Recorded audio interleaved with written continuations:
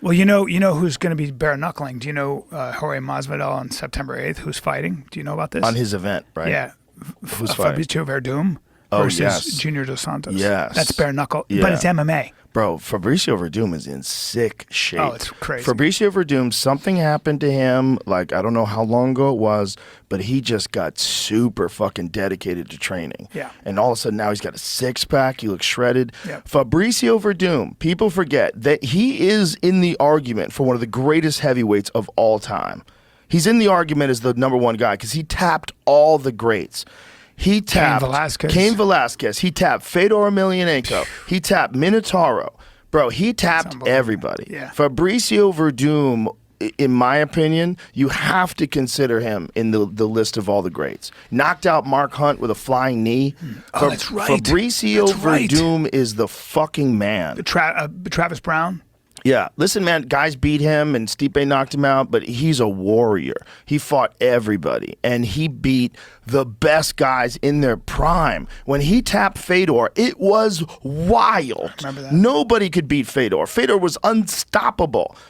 And when Fabricio Verdum locked him up in a triangle and you see Fedor tap, you're like, holy shit. He's People so big. forget. It was just Long like when legs. Buster Douglas beat Mike Tyson. Yeah. Like, it couldn't be done. Right. Fabricio catches him in a triangle. Yeah. Fabricio was so dangerous because his guard was just as lethal as his top game. A lot of times those big guys, with the exception of Frank Mir, who also had a super, super lethal guard as a heavyweight, most of those really big guys, they're always on top in the training room, right? They're 250, 260. They're just driving on top of you and they're getting mount and they use that strength and that pressure as for their game. But Fabricio Verdum is smart. And so what he realized is, look, he's already a big, giant dude. If he develops a lethal fucking guard, then it doesn't matter where he is. So he put as much emphasis into the guard as every other aspect of his game. So his guard was just fucking nasty against world-class heavyweights in an MMA fight. To lock up a triangle like that on Fedor Emelianenko in his prime, amazing. I know, it's so insane. Dude, Fabricio Verdum is the fucking man. When you watch his jiu-jitsu, like when he gets on top of guys, they're fucked, man. Well, I think it was just he was a craft, the craft, like he was a technician too. Yeah, to be that big, but also technical. World champion in jiu-jitsu, world top of the food chain, like jiu-jitsu, but with an MMA warrior, a guy who could knock you out just too. A competitor, yeah. So like, I don't know how that fight plays out. Junior Dos Santos obviously is an elite striker too. Long in the tooth. He's been in the game for a long time. He's had some real wars. Yeah, but he's in those shape. Stipe fights, the Cain Velasquez fights. No matter what you do, those take something out of you. Yeah, he's in crazy shape right now. I'm sure.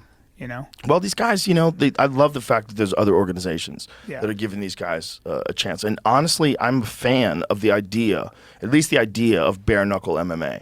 Because I think you've always said that. Yes, because I think there's something very unrealistic about just opening up and punching people with your knuckles. You could break your hands. Yeah. And it's also defense-wise, when you have, especially boxing gloves. Boxing gloves give you this very distorted area of protection that you do not have when it's just your hands. You gotta be literally like that. I mean, well, Mike Perry talked about it. Like he's the most successful MMA fighter to make the conversion to bare knuckle boxing, and I think it's like he's like uniquely suited for it because he's such a dog. I know, such a mad. And Luke dog. Rockhold's a monster, but that check hook wasn't working on. Mike just plowed ahead and just said, "You're gonna break your hand. I'm gonna lead with this part of my head, and I'm gonna swing." Yeah. And it's hard to deal with that, man, when you're dealing with gloves. You can't roll the same way. Also, like Mike has got some real experience in those fights. Yeah. He's been doing it for a while now. He's all in on bare knuckle boxing. He knows strategies. He knows to punch differently. Like you got to think that was Luke Rockhold's first bare knuckle boxing fight.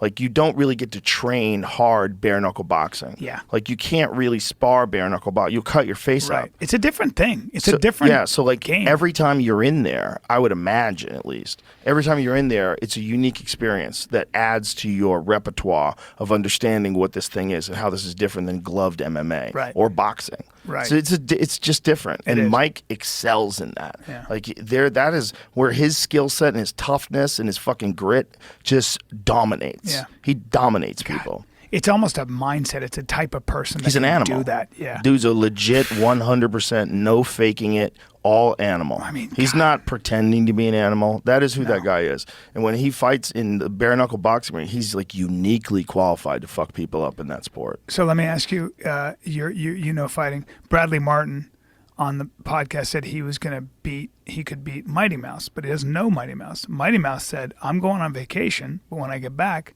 I'm down. They're not going to have an MMA fight. They're going to have a jiu-jitsu match. Bradley Martin has no chance. Against a 125 He has no fighter. chance. Is there a time limit? There is not a time limit. Then he has sir. no chance. Is that right? Zero chance. He's going to get his back taken. He's Oh, going he's 100% going to get choked out. So we're going to. It's just going to take time. Yeah, we're going to lay some mats out. Bradley is enormous, and Bradley is so fucking strong. He's an athlete too. He's an athlete. Yeah. Yes. No, he's a fucking specimen.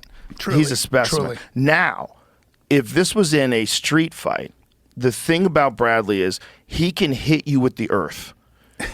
You know what I'm saying? Yeah. Like he can literally pick you up and you're dive going on you. to hit the earth with, what does he weigh? 270? Dude, 280? What does he weigh? He's 265, but like Yeah. if you his hands, when you grab his Here's hands, Bradley. yeah. So- but his hands are huge. The amount of force Yeah. that body can generate. If that guy picks you up and smashes you into the ground, Correct. your body will shatter. Yes. Your body will shatter. Yes. If you're a human being, if somehow or another Mighty Mouse fucks up and that guy can pick him up and slam him into the ground, I don't know how much Mighty Mouse is going to be able to physically do to mitigate that. Right. If that guy knows how to pick people up, if he has any wrestling at all, he's so big. Yeah. And Mighty Mouse is, he probably walks around at $150 or $145, and he Right. cuts down to 125. He's so good. I know. But if they just no slamming, if they just do a jiu-jitsu match, Jiu-jitsu. Mighty Mouse is going to get him. He's going to get tired. He's going to get him. Yeah. He's going to get tired. Yep. He's not going to know the positions. Yeah. He's going to get trapped. That's what jiu-jitsu is. Yeah. That's what grappling is on that level. It will be wild to see. Yeah. We're going to do